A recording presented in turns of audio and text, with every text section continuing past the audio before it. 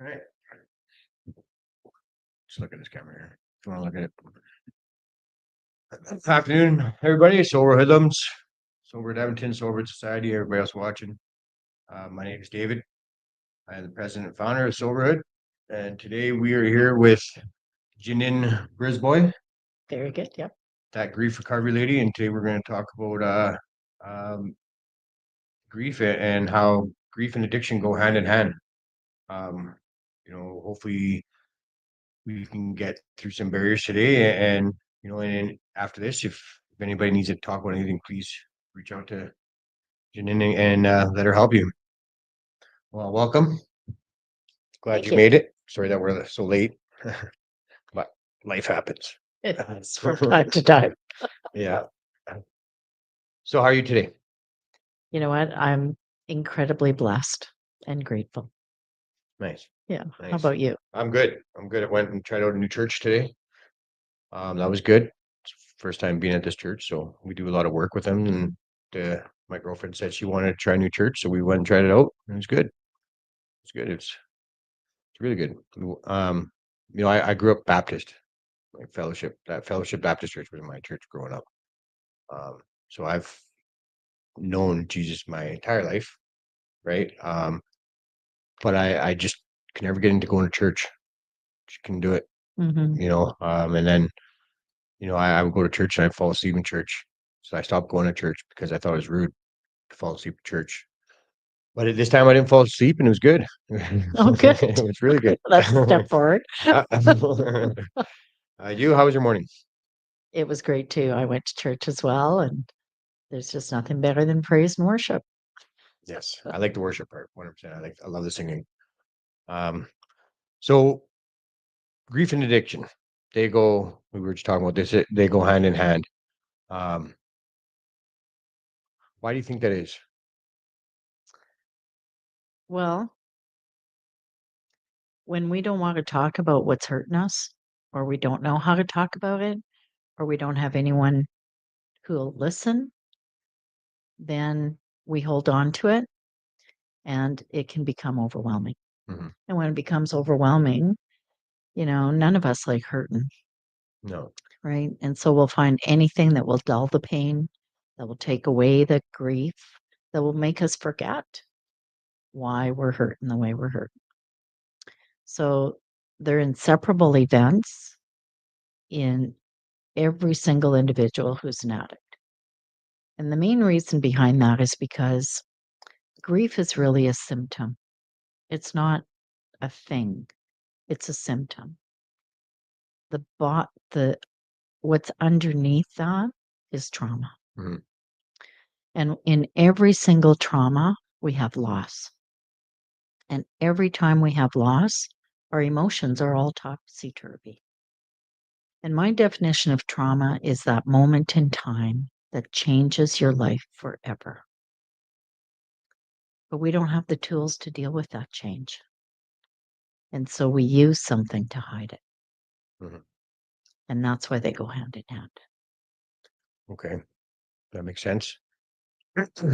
um, what would you suggest for anybody that's dealing with grief that's not talking about it? What do you suggest for them, how to open up to somebody, or what avenues to take, or what kind of advice would you give to somebody that's, that knows that they're hurting, but doesn't know how to express it to anybody? Well, there isn't a person I've met who isn't grieving. Mhm. We've all had a trauma or several traumas. And grief is about more than just death. Death is powerful. Mhm. It's a moment in time when we realize our mortality. But what about those moments when we get divorced and now we're alone and that person is still alive, but things have changed? Or So you're saying that's grief too, right? that's a type Okay. of grief. Yeah. Okay, that makes sense. For me, before we've talked, to me, grief was just death. Mhm, That's the only thing you grieve for me. mhm. That's how my brain worked it or whatever, right? Well, if you're grieving, that means, you're mourning somebody that's death. I've never thought about it the way that you just said it. I've never thought about it, your life changing, that person's out of your life, and that's still grief, right? Um, yeah, I've never thought about it that way before. Mm. So that's good. Anybody else ever thought about that? That's I have. Yeah. So things that are not death related are things like moving, for Mhm, example. So even if you're moving from one part of the city to another or changing provinces, that can create huge loss, mhm, right? And it can be very traumatic. And when you're little and your parents move and they don't talk to you about what losing a friend is, and when you're little, you don't know that you could see them again, mhm. right? And so that trauma can show up again when we're adults. And when it happens again, we respond in the same fear way that we did when we were little. Okay, that makes sense. I've thought about it like that. That makes sense. Um, I never thought about it that way. It's Yeah. crazy. Or if a child has been kidnapped, we don't know if they're dead or alive. Yeah. We don't know where they are.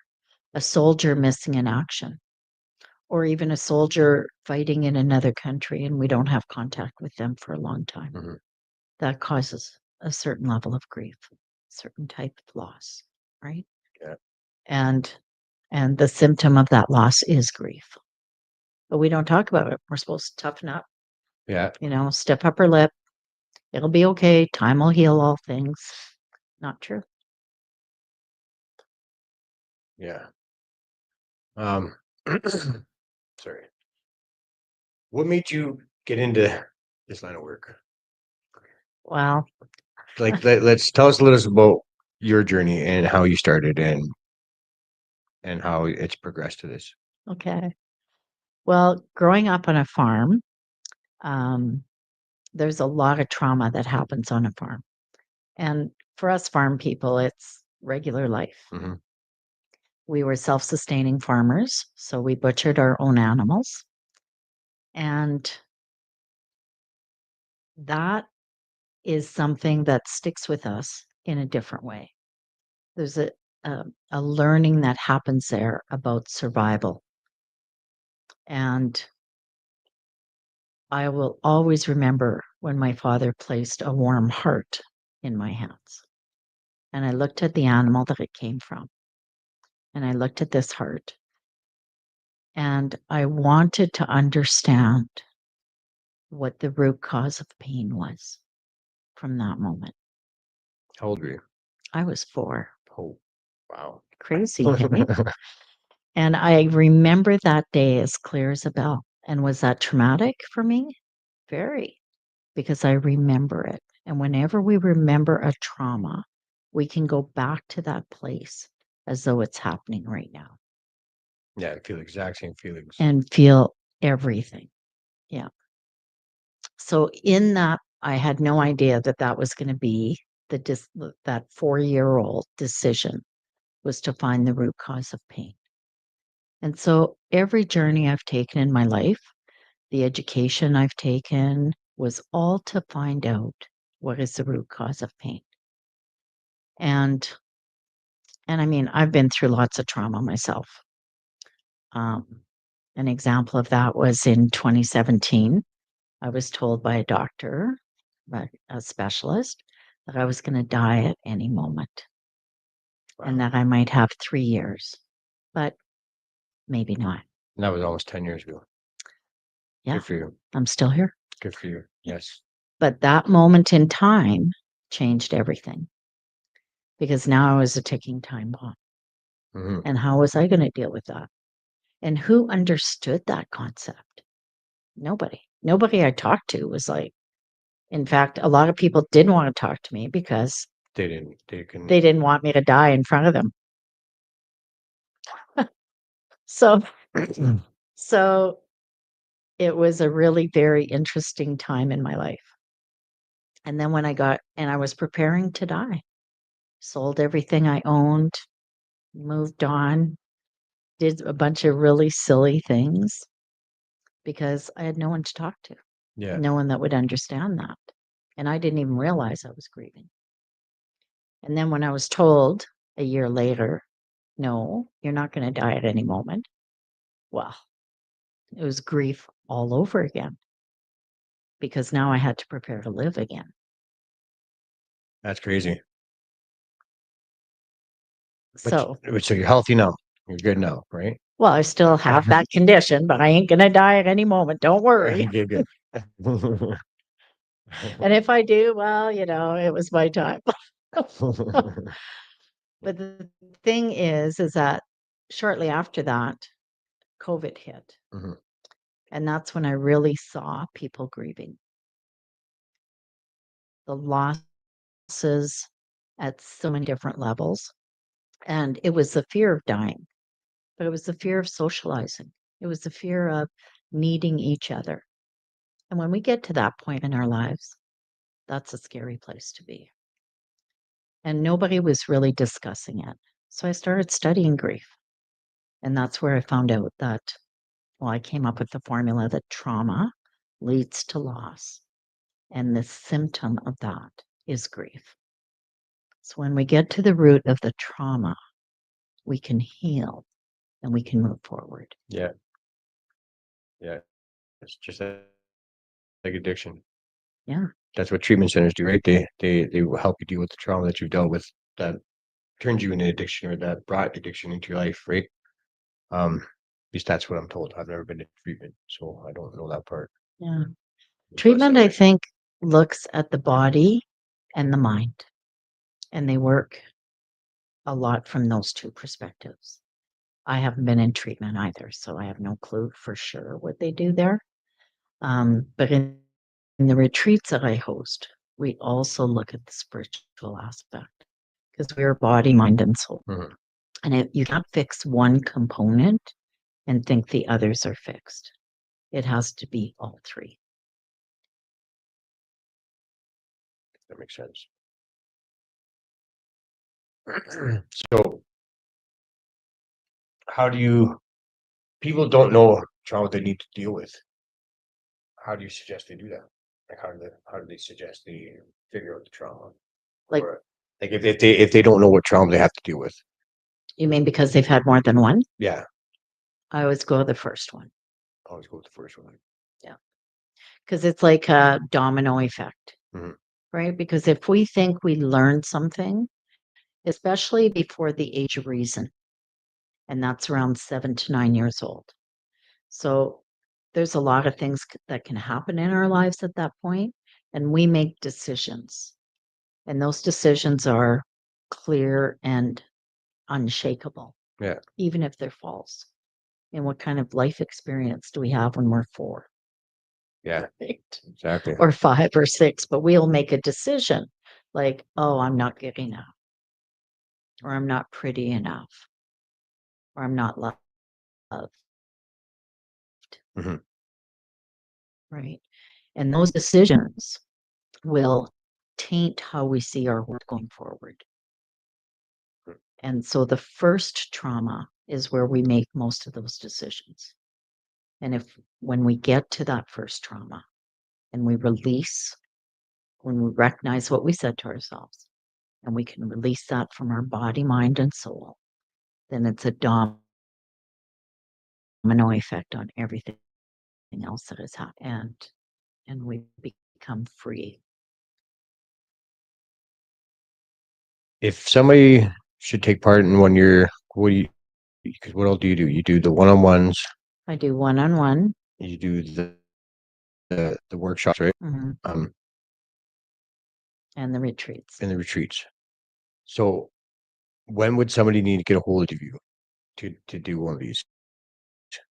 To do like the one-on-ones, to do the if the workshops and are those better for people that need to work with other people, or they good for one-on-ones, or just trying to understand what exactly um So the one-on-one is I do it online and it's a 7-week program and it's very, very structured. So it's it's kind of the first layer and it really helps us to open up and see and learn a lot about our condition, about what we've gone through. The group on one or the group online program is very similar to the one-on-one program.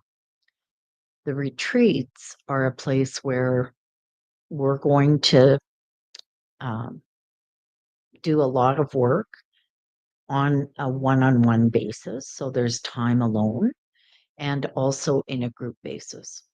But we learn from each other. Yeah. And when we see each other's pain, we get it, we understand it. And often we can find solutions for them and for ourselves. Right.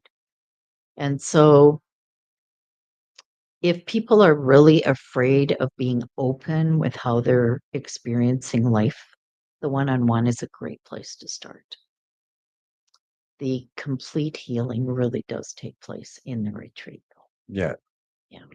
So they can do the one, sorry, they can do the one-on-ones and then still go to the retreat afterwards, or like that. That's something they can do. Oh, yes. Well, that's good. Yeah. Where do you do the retreat? So the retreat is they're Christ-centered retreats, and we'll do some educational components because we have to understand, we have to feed the brain and the mind. I also teach some really wonderful tools for how to release trauma from your body. So, from a neurological perspective, that's my background and is in neuropsych. And so, how to release trauma from our nervous system. And then, and we have wonderful meals, by the way. The food is incredible. And everybody gets a private room. So if you need time alone, you can go and spend time alone. And then the third component is the spiritual component. So there are some prayers that we do. And then I teach you how to hear God's voice so that you know you're never alone. And we learn how to move forward with Him in our lives. Okay, that works. That works. Um,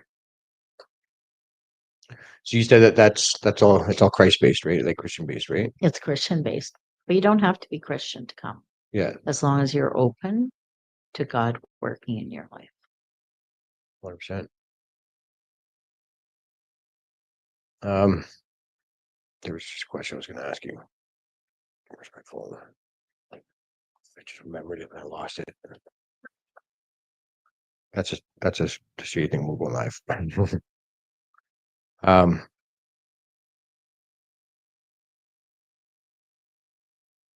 is there? So the upcoming retreat is at the end of November, and it's limited to 15 people. And I keep them small because it's an intimate time. So, and I like to keep it. How often do you do the retreats? The retreats are once a month right now. Yeah. So the one-on-ones, you say it's 7 week, right? Hmm. And anybody can start that at any time. Yes. Yeah, and we do it online on Zoom, usually meet that way. Okay. So it doesn't matter where in the world you are. Okay. Found my questions here. What do you think most people misunderstand about grief? That it's related to death only. That's mine. Yeah. Yeah. That, Yeah. That's the biggest misunderstanding about grief. And that it has a time frame. I think that's another big misunderstanding. And that comes, I think, a lot from our employers, Mhm. because most of them will give you 3 days off to go to a funeral. And when you come back to work, you should be the same person you were before you went to the funeral. Yeah. But we never are. No. You work with the grief recovery model or method, right? Hmm. How is that different from traditional therapy or counseling? It's a very structured program that takes you through step by step in the 7-week process of looking at your whole trauma history and loss history, as well as giving you some tools from that perspective to move forward. And it incorporates some of the other things that some free grief support groups will do. like writing letters and that component as well. But this is directed in a very specific way. Yeah. How long does it typically take for someone to notice a real change? Well, with the one-on-one program, usually by the third session, people are already noticing. And they're opening up more? Or... Yeah, they're already noticing that they've learned a lot in that process. And they're excited for the next sessions. Have you worked with clients in recovery? I have. Have you noticed any patterns? I have. Care to share them at all? Or... You mean once they're so the biggest pattern is denial, right? And the belief that you can do it by yourself because you got into it by yourself. Mhm. Right? And so you can get out of it by yourself. And I believe that you can stop your addiction alone, but Yeah. you can't maintain it No. alone. No, you Right? gotta fill it up with other things to do, right? Like for me, when I got sober, I didn't use AA or NA or CMAs or treatment counseling. I use volunteering, right? So that's when when I first started my recovery, I was always saying, I'm doing it, mom. I'm doing it on my own. I'm doing it on my own. But what I didn't realize is that what I was actually doing was going out and giving back. I used to, before I had this office, I'd go downtown and I would just hand out flyers and I'd look up addictions and stuff like that, right? Um, but I thought that was me doing it alone. But what really actually got me past it through it all was the volunteering, right? Like I filled up my days with volunteering. I filled up my days with giving back. And that gave me the motivation to keep going with soberhood and just to keep building it and with the way we were doing it, right? So I get what you mean when you said that. Um, but what I meant by patterns is like, have you noticed patterns in the people, like in people that are grieving with addictions or people that are not in addictions? Are there different patterns to the individuals? I'm not sure I understand what you're getting at exactly. When we're so the purpose of addiction is to hide pain, right? And when we let that go, if we're not dealing with the pain, then we're going to replace our addiction with another one. Yeah. So, and that's a very common pattern, right? And maybe volunteering can become an addiction. Yeah. Maybe you can't live at all without volunteering. But is it a healthy way of living life, right? In that, is it life-giving to yourself? Are you still running from your pain, right? These are questions to ask. Is what I'm doing right now truly life-giving? Yeah. Or is it just masking that I'm okay? Because when we're dealing with grief, it's okay to not be okay. Yeah. 100%. Yeah. 100%. I've lost a lot of people in my addiction. Like when I was in active addiction, especially the last 10 years, there's within 6 weeks, I lost 8 people, 8 good friends. That was the most amount in a short period of time.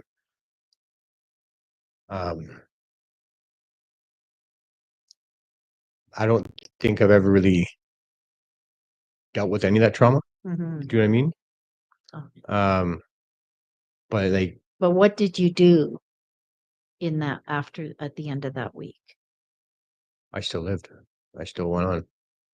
And like that, I still think about every single person that I've ever lost. Right. To me, I keep them alive through my thoughts. Right. Um, when I think about them, I don't get sad. I'm just happy that I still remember them. Right. Because I'm a strong believer in that, right? Like I try and tell people, like when you lose somebody, there's literally nothing you can do about it. Literally nothing. You can't change it. You can't go, oh, I wish I could go back. I wish I could do this. The only thing you can do is to keep them alive through your own thoughts, right? Like I still talk to my friends. I do it in my head though. People don't think I'm crazy. But like, because there's some people that I've lost that have been very influential in my life, you know. Um, I experienced my first one when my best friend Chad, he was murdered back in 2011, 2000, no, 2013, 2011, one of the two. But that was my first real loss that I ever dealt with other than family, right? My family was close, but we weren't really like that close, right? But Chad, I still think about Chad to this day, almost every single day of my life, and I would think about what would Chad do, and that's been almost 15 years now that he's been Mhm. gone, something like that, close to that. But he was the first person that really truly meant a lot to me that I've lost. And then I just recently lost Jared. He was like my psychiatrist. He was in an accident last year, and he was in the hospital since. But I used to go there and I used to bounce all my ideas off him. I used to tell him all the struggles I was having. I used to tell him everything, and now I can't. Right. Mhm. So I still talk to him though. I still talk to him like he's there. I'm just not in the hospital talking to him to his face. Right. I'm actually just talking to him when I can. And then there's only been a couple certain people that I've lost that I think about every single day. That doesn't mean I don't care for any of my other friends I've lost, right? Just these people were the ones that had the most impact on my life, obviously, I guess. But what would you suggest on somebody that has something like that to deal with their trauma? Like I don't even know where to start with mine. Like Mhm. not a clue. Um, when you said that, am I doing it for me or if it's masking, right? I don't think it's masking because I don't want to do drugs anymore at all, right? Like that the volunteering and everything's actually helped me change my life and helped me look at the way I look at people and just it's bettered my life, Mhm. right? So the volunteering worked for me, right? It definitely wasn't masking anything that I had to deal with. I don't know how to deal with any of the trauma that I've dealt with in my life. I like you said, when you smoke cigarettes, you suppress it, right? I think I'm very good at that. I think I'm very, very good at suppressing it. There has been times where I was like, man, I hope all my feelings don't come out because it's going to be bad, right? You know, and, um, And you know what? It's exactly that thought that keeps you suppressed mhm, with your emotions. Now, the body can't handle that and it's going to show up.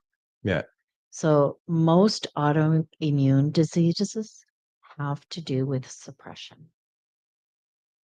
And so, things like arthritis, mhm, right? So, suppressing stuff into your body. If it comes out, it's not going to be that bad. It will be maybe for a minute mhm, or two, but it's not going to last hours. yeah, And that's where our mindset is incorrect about the fear of sharing. Grief needs to be witnessed, it needs to be heard, and it needs to be seen because it's affiliated many times with love. And when we love someone or something like our homes, our marriage, things like that, so much and they're gone, we need to speak that out. okay, I get that. Um, what role does forgiveness play in both grief and recovery? Quite foundational.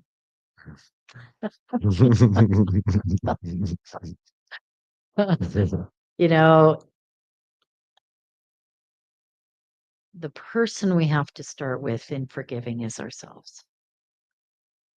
And that's the first place to go. because it's an inside job. It doesn't matter what anybody did to us or said to us or why we got addicted to anything. It's about the regret that we live with. Mhm. So we have to say, I forgive you. And we have to start right here. Then you can truly heal. See, throughout my recovery, um, I used to say, to myself a lot, can I live with it if I do this? Can I live with it? Right? Just what you were just mentioning there, right? But since my recovery, I don't do that anymore. I don't ask myself that anymore. That's interesting. Hey, Yeah, why do you think that is? because I don't think I need to ask myself that if I'm doing something now. So you're living life without regret. Yeah. Yeah. Yeah. 100%. Yeah. That's breakthrough. Yeah. Thank you for that. um, what could communities like Soberhood Society do to support people going through grief? Do you have any ideas for that? Could you repeat that? Um, what could communities like Soberhood Society Mm. do to support people going through grief? Well, I'm not sure what you're doing about it right now. But allowing someone the recognition that they are grieving Hmm. and letting them speak about it, but not living in it. In order to move out of anything, we have to take action. Yeah. And I would have people reflect on that and keep them accountable to taking action. Okay. So, like, what do you mean by that? When people post that they're grieving, is that what they're doing? They're So if can you give me an example? somebody's posting that they just lost a good friend. What advice would you give to them to help them deal with their grief? So I would ask a question, and that is how are you this moment? Not asking how are you today, because when you do that, it the response is usually, well, I'm fine. Yes. Right. Yes.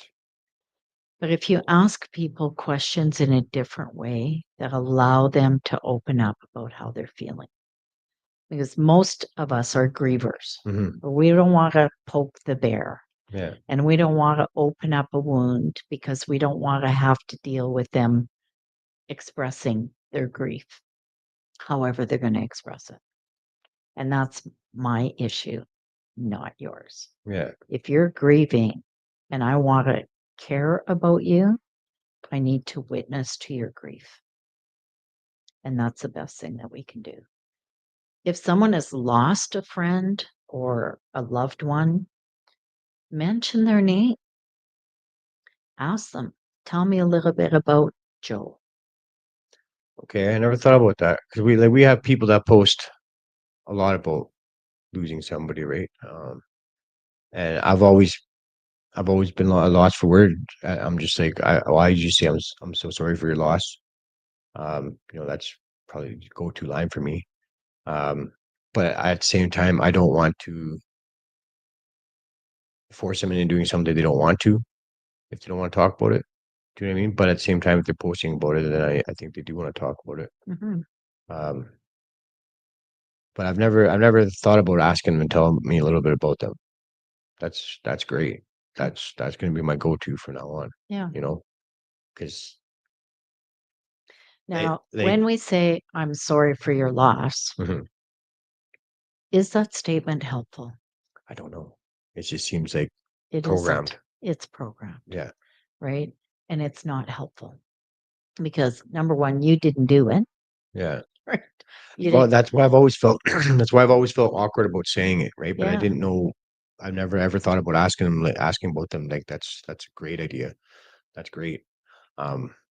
Or witness to their emotion. You sound sad about losing Joe. Tell me about him. Yeah. What do you miss the most? Lean into what they may be experiencing instead of, oh, I'm sorry for your loss. Yeah. That's 2 breakthroughs. Wow. Love that. Love that. Hope everybody else heard that and like that too. That's wicked.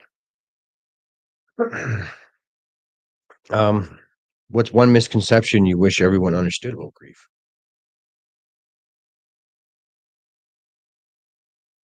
That we are all grievers. Every single one of us. We're going through something. Yeah.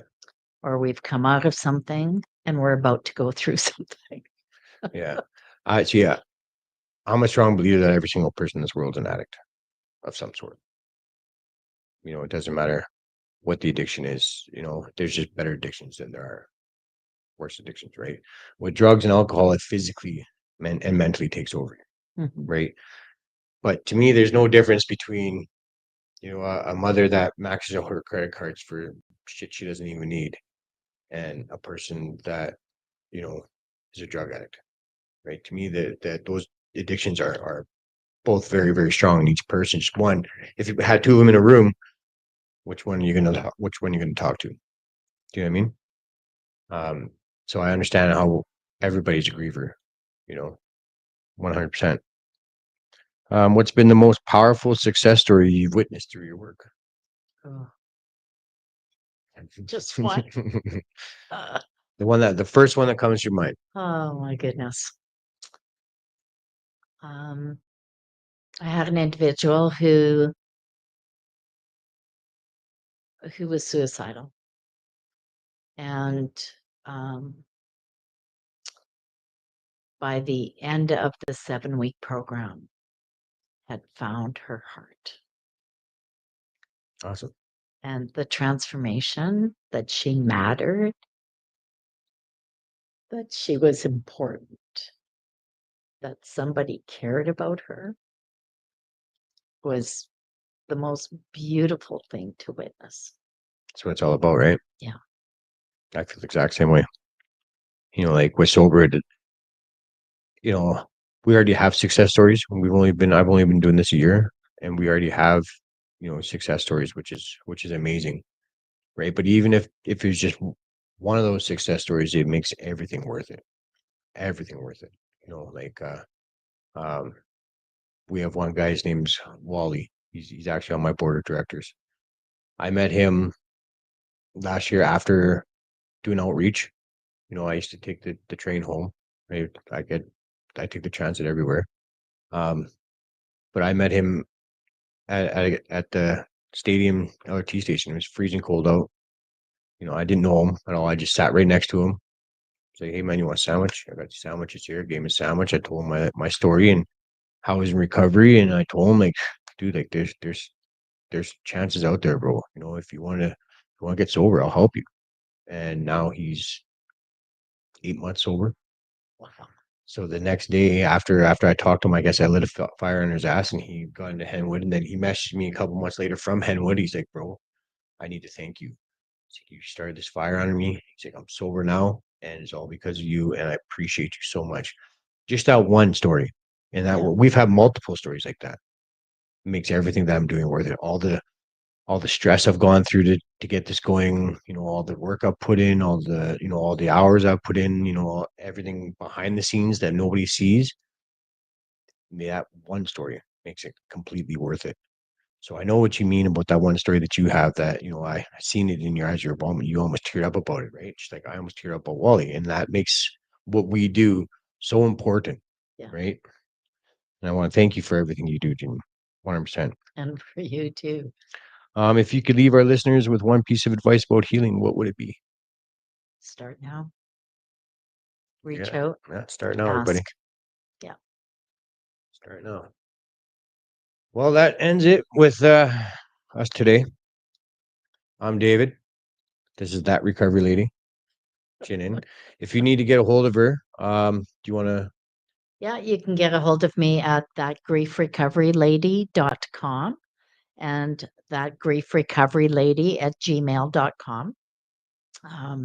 Yeah. And I'm on Facebook, that grief recovery lady. Yeah, father, I do. So yeah. Well, this is awesome. Maybe we can do this again. I hope we can do this again. I love doing these podcasts, right? If anybody else wants to come in and do a podcast, please get a hold of me. We can talk about whatever you want to talk about, except for politics. I don't do politics on podcasts. Well, and thanks for everything you do. Thank you. You know, Same to you. Same thanks. to you. Everybody have a good night. Stay sober, and check out that grief recovery lady. She's amazing. Good night, everybody.